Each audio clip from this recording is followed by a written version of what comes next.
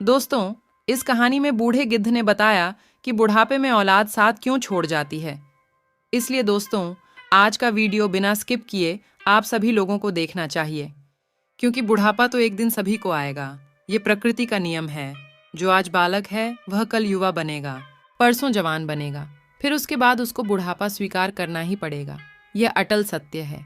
इसे आपको स्वीकार करना ही पड़ेगा। चाहे आप कुछ भी कर लो, आप इससे बच नहीं सकते।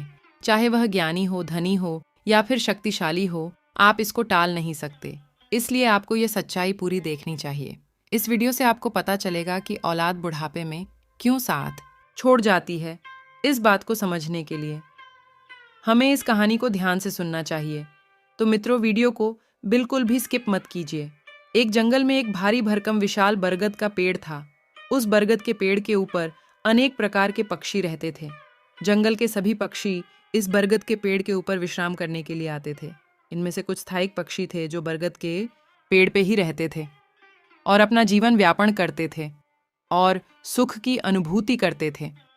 उन्हें इस बरगद के पेड़ से इतना मोह था कि वह चाहकर भी इस बरगद के पेड़ को छोड़कर कहीं और नहीं जा सकते थे। कहते हैं, हम किसी स्थान पर या किसी व्यक्ति के साथ लंबे समय तक रहते हैं तो हमें उस स्थान से अथवा उस व्यक्ति से मोह हो जाता है। इसी प्रकार उन सभी पक्षियों को इस बरगद के पेड़ से मोह हो गया था। एक दिन क्या हुआ, जंगल में अचानक सूखा पड़ गया। कई वर्षों से पानी नहीं बरसा। जंगल के वृक्ष सूख सूख कर मुरझाने लगे। वह बरगद का पेड़ भी पानी नहीं मिलने के कारण सूखने लगा। सभी पक्षी धीरे धीरे करके उस वृक्ष को छोड़कर जाने लगे। जब वह वृक्ष पूरी तरह से सूख गया, उसके पत्ते डालियां टूटकर नीचे गिरने लगी, तो उस वृक्ष पर रहने वाले सारे पक्षी उस वृक्ष को त्याग कर किसी दूसरे स्थान पर चले गए। केवल एक बूढ़ा गिद्ध उस वृक्ष पर अकेला रह गया। उसने देखा कि वृक्ष के सारे पक्षी एक एक करके वहां से जा चुके हैं। कुछ पक्षियों ने उस बूढ़े गिद्ध को भी वहां से चलने को कहा, परंतु गिद्ध ने जाने से मना कर दिया। बूढ़े गिद्ध ने सोचा कि मेरा जन्म इसी पेड़ पर हुआ है, इसी वृक्ष पर मैं खेल कूद कर बड़ा हुआ हूँ। मेरे जीवन के सारे सुख मुझे इसी वटवृक्ष ने दिए हैं। आज जब इसके ऊपर विपत्ति है तो मैं इसे विपत्ति में छोड़कर अकेला कैसे चला जाऊं। इस वृक्ष ने मुझे पाल पोस कर बड़ा किया है, दुख सुख में मेरा साथ दिया है। मैं इस वृक्ष का ऋणी हूँ। मैं मरकर भी इस वृक्ष को छोड़कर नहीं जाऊंगा।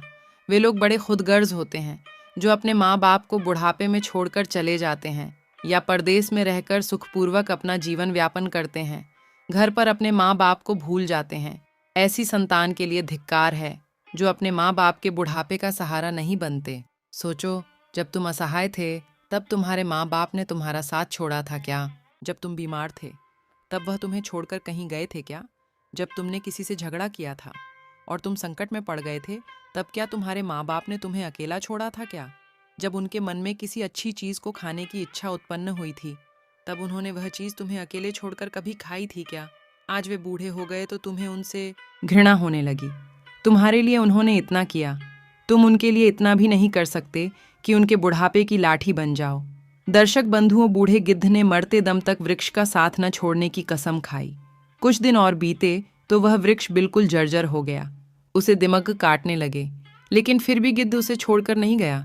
दिन में थोड़ा इधर उधर घूमकर अपना भोजन जुटा लेता था और शाम होने पर उसी सूखे हुए वृक्ष पर आकर बैठ जाता था। इसी तरह से कई दिन बीत गए। जो पक्षी उसे छोड़कर दूसरे स्थान पर चले गए थे, उन्होंने सोचा कि गिद्ध काका उसी सूखे हुए वृक्ष पर अभी भी बैठे हुए रहते हैं। क्यों ना हम सब मिलकर उनके पास चले और उन्हें समझा बुझाकर अपने पास बुला लाए। यही सोचकर कुछ पक्षी बूढ़े गिद्ध के पास गए और उन्हें अपने साथ चलने का आग्रह किया। कहने लगे, गिद्ध काका, तुम कहाँ इस सूखे हुए वृक्ष पर बैठे रहते हो? इस वृक्ष का जीवन खत्म हो चुका है। मरे के साथ में मरना कहाँ की समझदारी है। कहते हैं, वही जीव का श्रेष्ठ है जिसमें धर्म की हानि ना हो। वही देश श्रेष्ठ है जहाँ कुटुंब का पालन हो सके। ये वृक्ष बिल्कुल जर्जर हो चुका है। दीमक इसे रात दिन खा रहे हैं। किसी दिन हवा के तेज झोंके के साथ यह गिर जाएगा। फिर तुम कहाँ जाओगे? विद्वान लोग कहते हैं कि शत्रु, कर्जा, अग्नि, बीमारी, इन चारों को समय रहते दबा देनी चाहिए। जो इनसे अपना समाधान नहीं करता वह बेमौत मारा जाता है। ठीक इसी प्रकार तुम्हें भी इस वृक्ष को छोड़कर किसी अच्छे स्थान पर अपना निवास स्थान बना लेना चाहिए। मित्रों, समस्त पक्षियों के समझाने पर भी बूढ़ा गिद्ध उस वृक्ष को छोड़ने के लिए तैयार नहीं हुआ। कहने लगा, है भाइयों, यह वृक्ष मेरे माँ बाप के समान है। मेरे माता पिता मुझे जन्म देकर इसी वृक्ष पर छोड़कर चले गए थे। उनके जाने के बाद मैं इसी वृक्ष पर खेलकर बड़ा हुआ हूँ।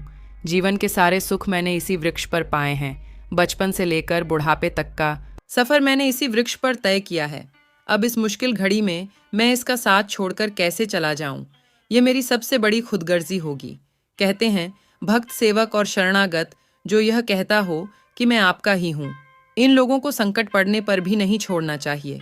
जो इन्हें संकट में छोड़कर जाता है उन्हें बहुत बड़ा पाप लगता है। और जिसने अपना पालन पोषण किया हो, दुख सुख में साथ ना छोड़ा हो, ऐसे माता पिता को छोड़ता है तो वह जघन्य अपराध का भागी होता है।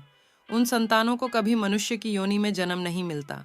गिद्ध ने कहा, मैं अपनी मृत्यु तक इसी वृक्ष पर रहूंगा। आप लोग जाइए यहाँ से। गिद्ध की बात सुनकर सारे पक्षी निराश हो जाते हैं। वे लौटकर वापस चले जाते हैं।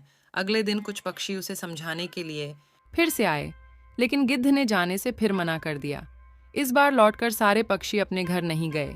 वे सीधे इंद्र के पास पहुंचे और उन्होंने इंद्र को सारी बात बताई और कहने लगे कि है भगवान, हम जिस वन में रहते हैं वहाँ कई बरसों से पानी नहीं बरसा है। पूरा जंगल पानी से वंचित है। पेड़ पौधे सूख गए हैं। जंगल के सभी पशु पक्षी जीव जंतु जंगल छोड़कर दूसरे निवास स्थान पर चले गए हैं। पर प्रभु, दुख की बात यह है, जिस बरगद के पेड़ पर हम लोग रहते थे उसी बरगद के पेड़ पर एक बूढ़ा गिद्ध भी रहता था। हम लोग तो चले आए, परंतु वह बूढ़ा गिद्ध उस बरगद के पेड़ को नहीं छोड़ना चाहता है।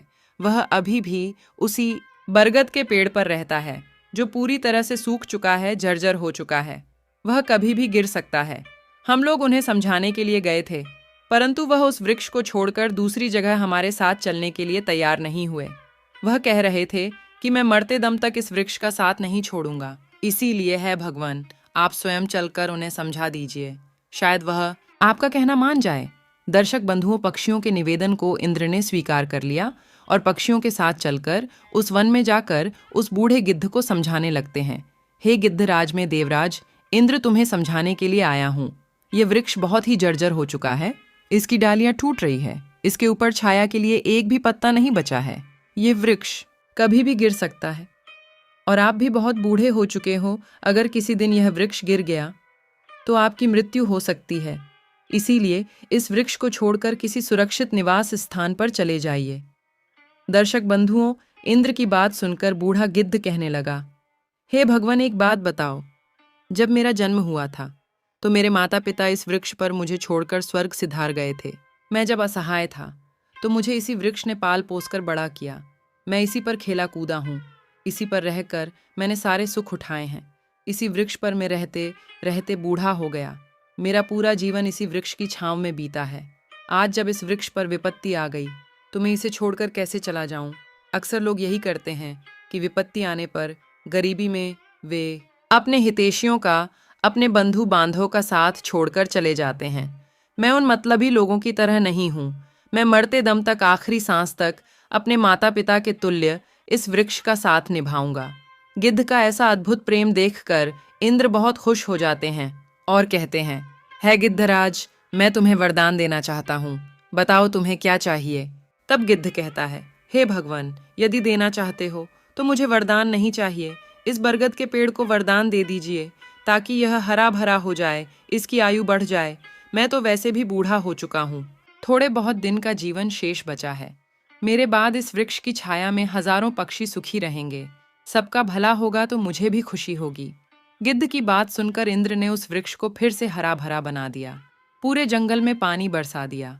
पूरे जंगल के सारे वृक्ष फिर से हरे भरे हो गए। चारों तरफ हरियाली छा गई। जो जीव जंतु पशु पक्षी जंगल छोड़कर चले गए थे वह फिर से लौटकर इस जंगल में आ गए। सारे पक्षी उस बरगद के पेड़ पर आकर किलबिल करने लगे। सारे पक्षी उस बूढ़े गिद्ध काका की सेवा करने लगे। उनके लिए भोजन पानी सभी वहीं लाकर देते थे। मित्रों, इस प्रकार गिद्ध का शेष जीवन सुखपूर्वक बीत गया। मित्रों, हमें भी इस कहानी से एक सीख लेनी चाहिए कि हमें भी अपनों का कभी भी बुरे वक्त में साथ नहीं छोड़ना चाहिए। बल्कि उनकी सेवा करनी चाहिए, खास करके जिसने आपको जन्म दिया है। उस माँ का और पालन पोषण करने वाले उस पिता का, वह आपके जीवन दाता है। आपको पाल पोस कर बड़ा करने में उन्होंने बहुत तकलीफ उठाई है। उनके बुढ़ापे में यदि आप उनका सहारा नहीं बन पाए तो वह जीवन किसी काम का नहीं रहेगा। दर्शक बंधुओं, आप भी अपने माता पिता की सेवा करें, उनके बुरे वक्त में उनके साथ दें और अपना जीवन सफल करें।